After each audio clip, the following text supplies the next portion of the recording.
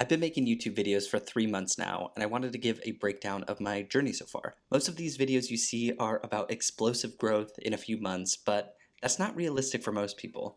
At least, it wasn't for me. So here's what 90 days actually looked like. I'm trying to stay consistent as possible by posting one video a week. I think focusing more on consistency instead of stressing about raw numbers is way more important, because it's really hard for a new channel to get any views.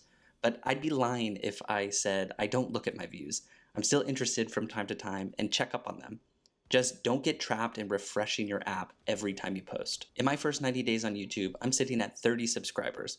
Most of these actually come from my first month posting.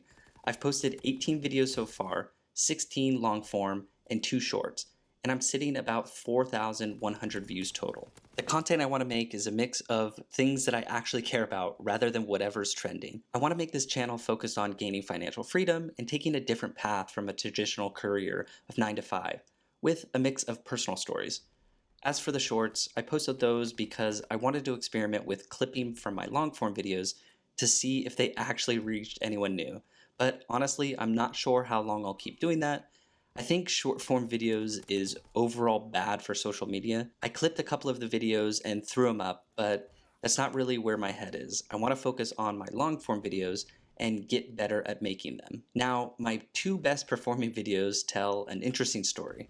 My first video is my most viewed at 631 views so far.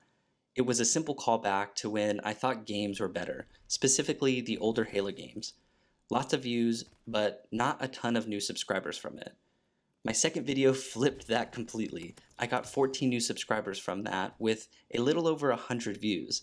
It was about starting your dream or a small goal that you've been putting off. For me, this year, that was starting this YouTube channel.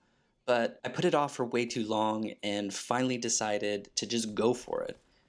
Fewer people found that video, but the people who did actually subscribed. And then there's every video in between. Videos that I spent real time that got almost no views. Some of them only got 12 views. That's the part that doesn't get talked about much. You post something that you're genuinely proud of and it just sits there with no views, no likes, nothing. That's a weird feeling, and I don't think there's a clear way to deal with it other than just make the next one. Which brings me to why I'm still doing this.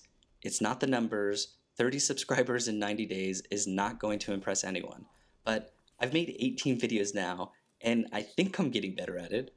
The process of actually sitting down, thinking through something, and putting it out to the world, that has been worth it on its own. So as of now, I'm not ready to stop. Making videos is something that I do in my spare time. I live in Thailand and I work for an American company, so currently I have to work nights, and I'm also studying Thai 3 times a week. I think if you're looking to start YouTube or anything at all, you can find the time for it if it's important enough to you.